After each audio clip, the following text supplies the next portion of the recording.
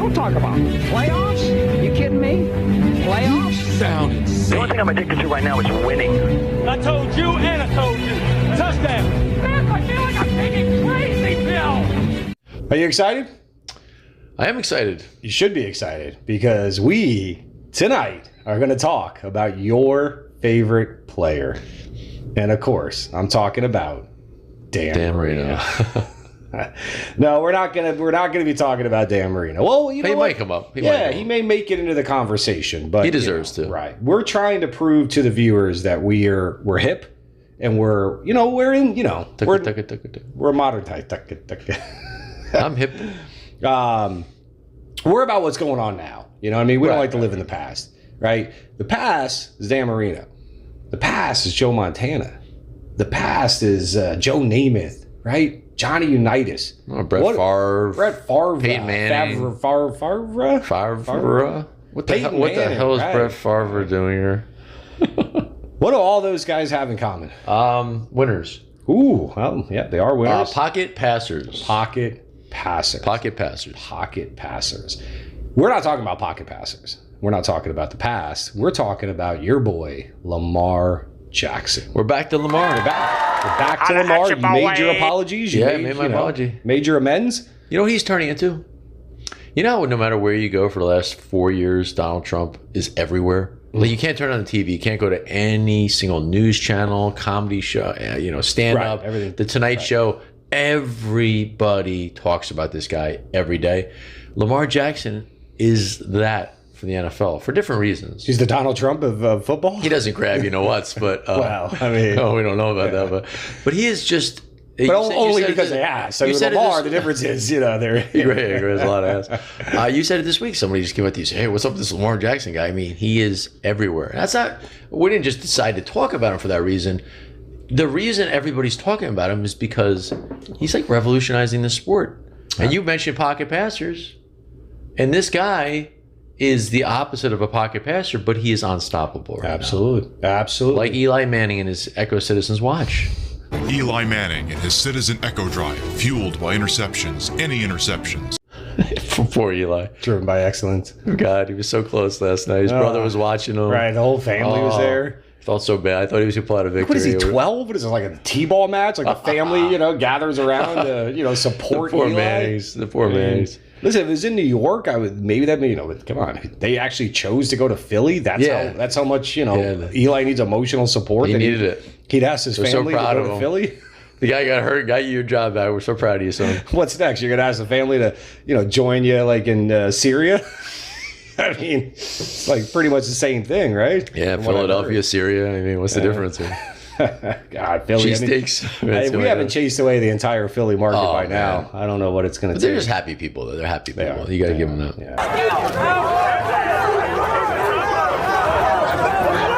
Yeah. So the reason why we wanted to highlight Lamar, we found ourselves having a discussion kind of off camera. And we said, you know what, this is interesting. We want to talk about this. So Lamar Jackson obviously has an opportunity this season to break I guess you would call it the curse of running quarterbacks having never won the Super Bowl. We've seen some come close. Most recently, of course, Colin Kaepernick. But for the most part, the running quarterback has always had that label of, okay, sure, they can come in, they can make some things happen, they can be good fantasy players, they can even have some success, in real football, but they never win the Super Bowl. So you're always better off with a pure pocket passer. But Lamar Jackson, obviously, I think is something we've never seen before. I think he's a better passer than Vic ever was already. I think he's a better passer than Kaepernick, of course, was. RG3 and his short sample size. Most of those guys were strictly able to, I think, have a lot of their success because of their legs, whereas Lamar has earned, rightfully, a reputation of now being at least a decent to good, throwing quarterback. So we may have never seen anything like this. So the question for you then, is this the year that we see a running quarterback win the Super Bowl? And is it Lamar Jackson? Yeah, well, I'm just saying, could be a few others in the playoffs. So. You said nobody's won. I mean, and Russell Wilson, we kind of debated whether or not we call him a running quarterback. He's obviously mobile. He obviously, if the play breaks down, he will run, and he's very smart, and he's the best at extending the football for the first down as he goes out of bounds. Very good at that. I think he ran more when he was younger. I think as he's getting a little bit older, he's running a little less. The difference between him and Lamar, in my opinion, what I said to you earlier, is that he knows how to get down and out of bounds. He doesn't take hits. Right. You don't see Lamar get lit up. I mean, you don't see Russell Wilson get lit up. Lamar, I do watch him get lit up. Watch him get hit, and he's not a big guy, and I'm worried about that. But do I think that he's going to be the first, primarily, running quarterback, which is his number one thing? Passing has actually gotten a lot better out quicker than I thought it would. And I think the answer is, I'm going to say yes. 9 games in a row they've won. They've scored more points in franchise history, and they still have 3 more games to go. He's about to break Vic's record this week, 24 more. So I'm going to say that he's going to do it. The only reason I'm hesitating is because San Francisco, what they showed this week against the Saints, they could score 40-something points. The defense is really, really good. But then the defense gave up all those points to the Saints, so you think to yourself, okay, if they could do it against them. Lamar did beat San Francisco a couple weeks ago. So I'm going to say yes. I'm going to say he wins. Ironically, Greg Roman was Kaepernick's offensive coordinator. And I will say that I thought Harbaugh made a huge mistake in that Super Bowl. That was very close to being a Colin Kaepernick ring. Right. And I think Greg Roman this year has an even better athlete. Yeah. And I think he's going to figure out how to do it. I think they have the defense now. So, yes, my answer to your question is I think Lamar Jackson will be hosting up the trophy. He will be the MVP consensus. There's no doubt about that unless he gets hurt, knock on wood. Russell Wilson blew it this past week, and I don't think it was really that close. No, I think the story is just so much more. That you got to have a story. Right. And the story right now in the NFL, and it's the reason why people that don't even watch football, a lot of people that are just barely into it or just it's on in the background, they know who this kid is. Right. And he's from Baltimore. It's not a big market or anything. It's not like, he's in LA or New York or something. So yeah, I think he wins. I think that it'll be definitely the Ravens versus San Fran. I just think those are the 2 best teams in football. It's interesting you said that, the guy, you told the story about me, sharing that a guy had said to me, how about this Lamar Jackson kid? Right. This is a guy that he's not a big football fan. He's not a big football guy. So that I just want to make sure that, we kind of share that's really what is happening out there, is that people who aren't really even that into football are hearing the name of Lamar Jackson, which is obviously great for him. It's great for the NFL. He's, and you know what, the more that if you watch him and you listen to him in interviews, the more you learn about him, he becomes even more likable and even more of a guy that you want to root for and see do well. I don't like all the attention on myself because, I'm not the only one out there doing it. I'm not out there at every position doing it by myself. It takes a team to do it, all 11 on each side of the ball, different phases, including special teams. So I'm always going to include my guys whenever I'm talking about football or anything else. Great story we were talking about as well that we had heard about him is that, he wanted to play quarterback. He believed in himself so much, and his mom believed it. Well, I guess what it was is that he went to his mom and said, "Mom, I'm a quarterback. I want to be a quarterback." And his mom said, "Son, if you believe that and that's what you want to do, I'm going to support you all the way." Right. So she ends up essentially saying to the coach at Louisville, he's a quarterback. He's only going to come here if he's going to be a quarterback. And I guess there was a story that something about one day at practice they put him in at special teams or something, and his mom or safety or something like that. His mom called the coach, say, "Hey, what the hell?" Right, laid into him, and he never, he never played anything but quarterback again, and then of course goes on, wins the Heisman.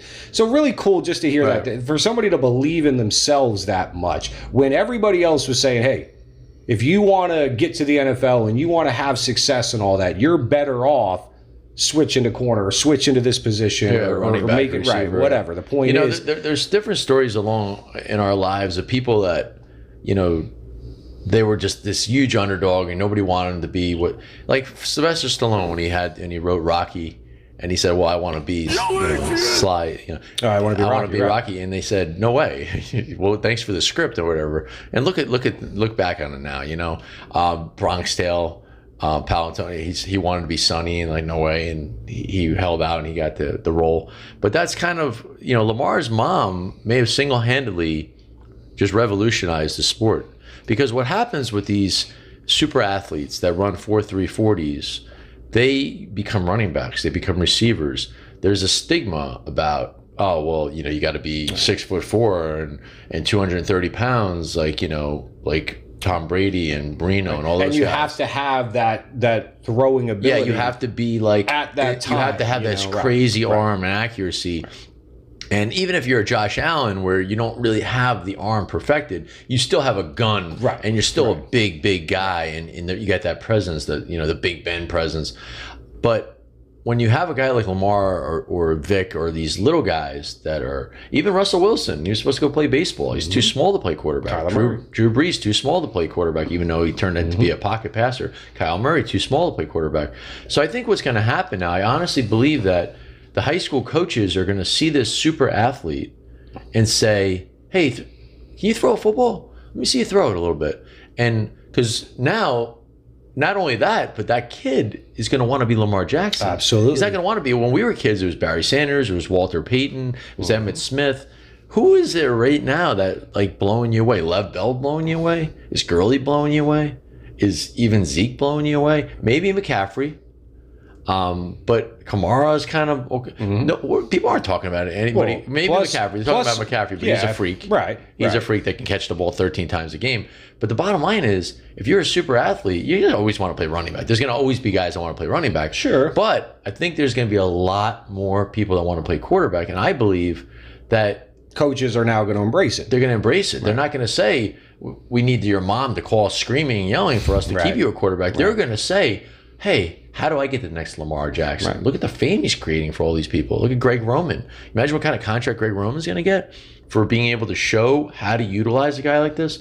So, yeah, Lamar Jackson's revolutionizing, in my opinion, the sport. If you look back the last 2 or 3 years, we talked about this. All the quarterbacks that have been drafted as pocket passers, the Trubiskys, the Darnolds, the list goes on and on. Yeah, Baker Mayfield, they're all blah or worse.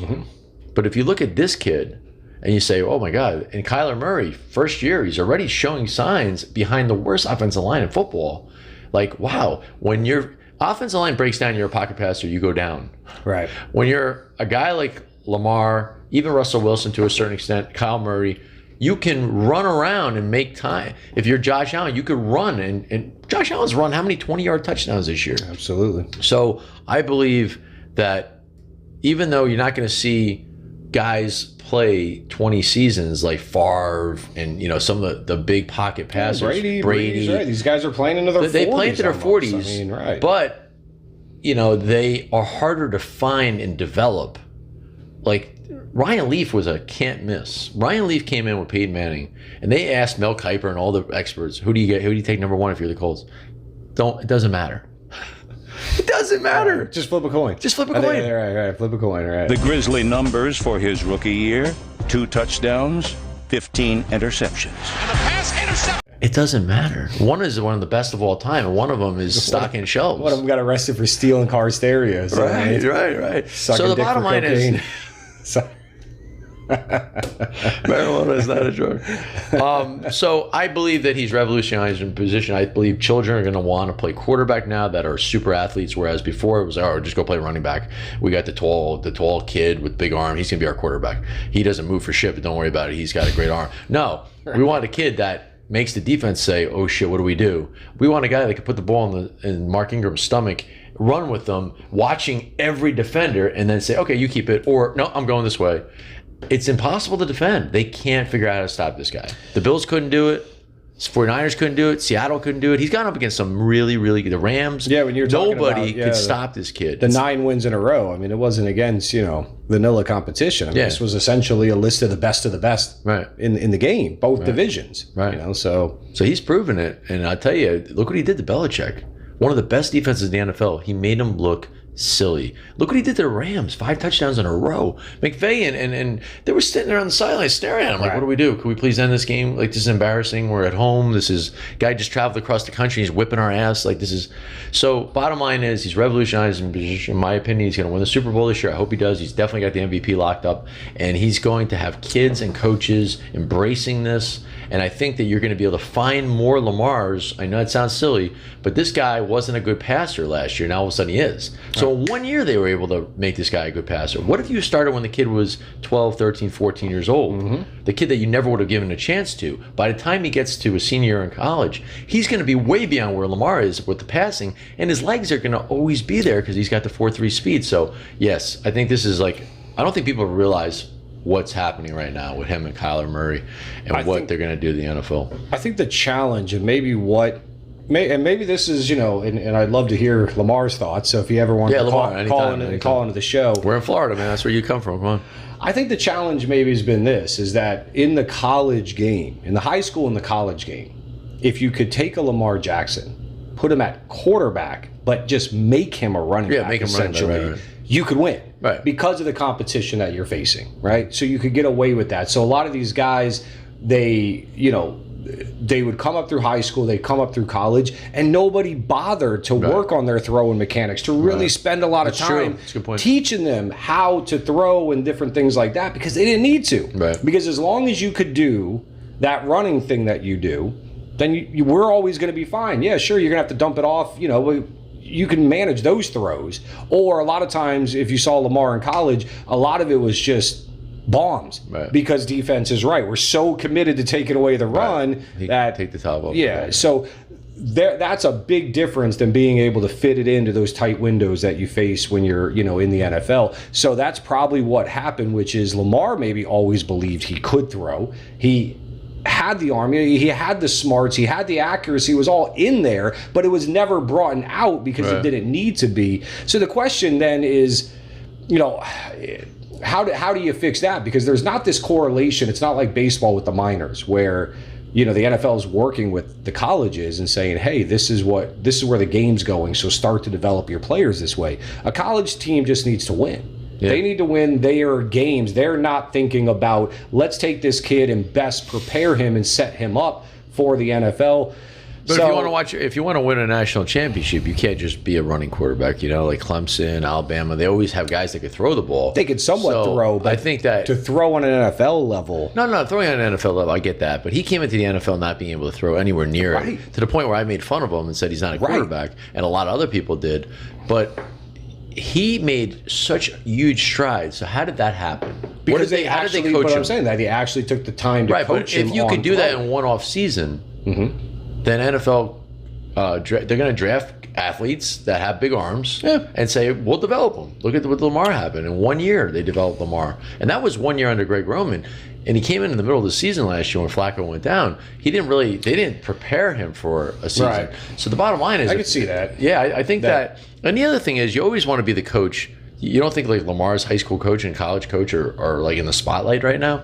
They're in the spotlight because the history of Lamar. So if you were Lamar's coach, so a lot of people are like, hey, I'm going to develop your passing because I want to be the guy that developed Kyler Murray or Lamar, and then one day maybe I'll get a college job out of high school, or I'll get an NFL job out of college. So I don't know. What's interesting is that maybe that's what happened with RG3. Maybe they just maybe that's what the Ravens have done, and that's why Lamar and the Ravens are revolutionizing this sport, because they were smart enough to say, look, here's what we do with this kid. And I'll tell you, the MVP for me of this season is Ozzie Newsome. What a stud. Yeah. Last year, being GM of the Ravens, and the last thing he does is move up to take Lamar Jackson. Yeah. Do you know that? That was his last thing he did, essentially, as a GM, was take Lamar Jackson. But they, like you said, they were smart enough to take this talent, put him behind Flacco, develop him, have him learn, got him some real, some real time action, but didn't put the entire organization, the entire team on his shoulders, a la like an RG3, where clearly, how much time did you spend trying to develop this kid's passing ability if he came out as a running quarterback and you just threw him out there and said, go run? And then you're shocked that he ended up taking the hits that he did and getting hurt. Now, I understand what you're saying. Those guys, listen, slide. But here's the thing. They come out as running quarterbacks. Right. They think to themselves, running backs this don't slide, is right. what I do. This is how I make my bread. This is how I find success, is through my ability to run this ball. But the to problem be a with that, Vick, the more problem, than like when we showed the highlight of Lamar's running, he's about to get, he's got a safety and a linebacker or whatever it was, and he should slide. As far as what our theory is, you should slide. You already got your first down. Right. What does he do? He makes a move and runs 40 yards for a touchdown. It's highlight of the year. But it could very easily go where he spins and one guy crushes him, breaks his collarbone, or takes out his knee. And I'm not saying I don't want any of that to happen. I sure as hell don't. I want to see this guy play for many, many years. But I see him taking way too many hits. He's a very, very small guy. He's not big. He's not in any, So I don't know if you can hold up. Vick broke down. All the running quarterbacks break down. Even guys that run a little bit. Like, look at Mahomes, how hobbled he is right now. Look how hobbled Rodgers has been the last couple of years. So it's just not. So I'm rooting for him. I'm hoping it works. But like when you look at the Marinos and the Favres and the Peyton Mannings and all those pocket passers, they played for 15, 20 years. And are you going to be able to give Lamar Jackson 10 years, 25, 30, well, forget about that. I'm sorry. I'm thinking 3 years ago, 35, 40 million, which is what Prescott was trying to get in the offseason. Can you give him a $300 million commitment knowing one hit and he's RG3'd? And that's the question. And you can't make him slide, like you said, because they just don't. Vick, the Atlanta Braves are trying to teach Vick how to slide. The Phillies, when he went to Philadelphia, they couldn't teach him how to slide. It isn't instinctual for him. I think the challenge though also is that it's almost like, you have a Ferrari, but yet you try to figure out a way to tell a Ferrari to, at certain times, be a Honda. It's like, this is Lamar. This is who he is. And I think maybe you almost sometimes are you going to risk injury, or are you going to, risk taking away what makes him so special because you try to, tell him that, look, don't make that spin move. Yeah. The smarter decision is to go down there because, hey, we understand that you did that spin move. It was freaking amazing. And it was a highlight reel. It's the play of the year. It's all of this. But listen, next time, slide. You got the first down already. Have to be, you got to be thinking along these lines and thinking long term. And it's a very difficult thing. But obviously, like you said, what we've seen, if the pass is any indicator of the future, then absolutely it's unsustainable. It's unsustainable for somebody to. Somebody said on the radio the other day that a pocket passer comes into his prime around 30, and that's basically the end of the career of a rushing quarterback. So you're coming into your prime. You got about another 5, maybe 10 years. In Brady's case, maybe another 13, 15 years. But when you're a running quarterback, you're coming down on the downslope of your career at 30, and that's sad to think that could be what we're looking at. But listen, it's his first year starting. Obviously, he came in last year in relief. It's exciting, but I told you earlier too. I think he thinks he's He-Man right now because can you imagine being a 22-year-old kid? You're the consensus MVP. Just give him the damn trophy. You are looking at a potential Super Bowl.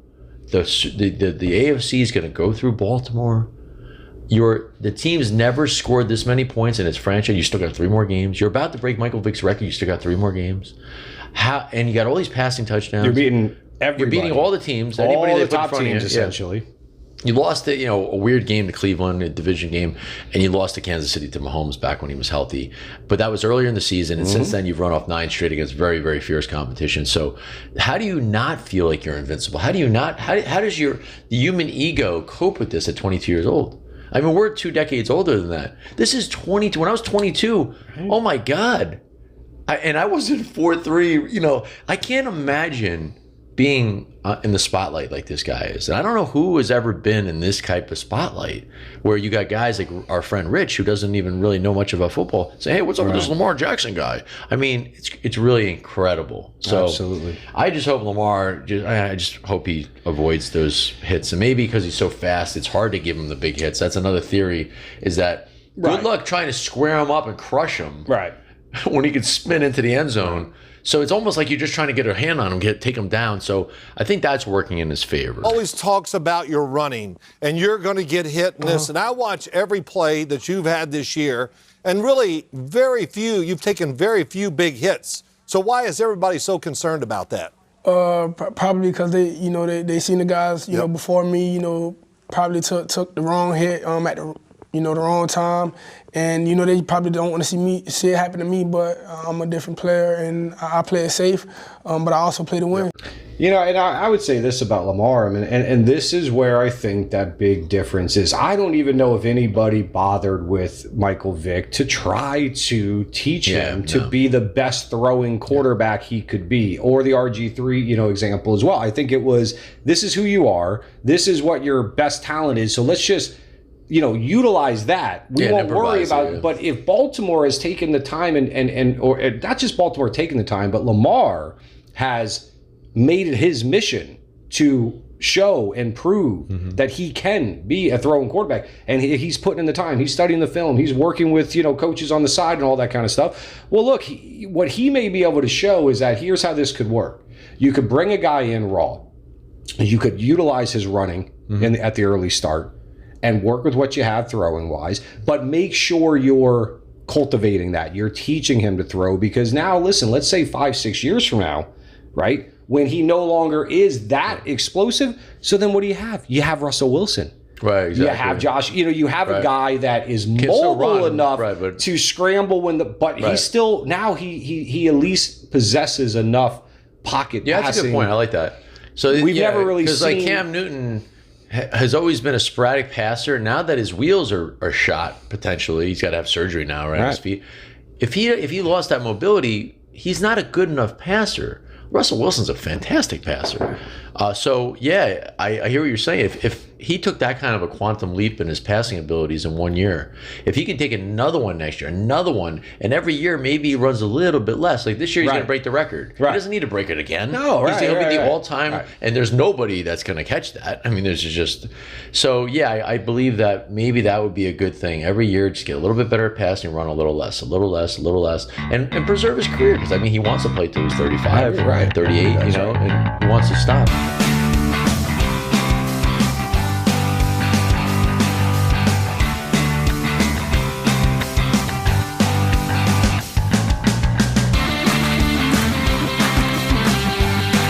Underappreciated Heisman winner ever.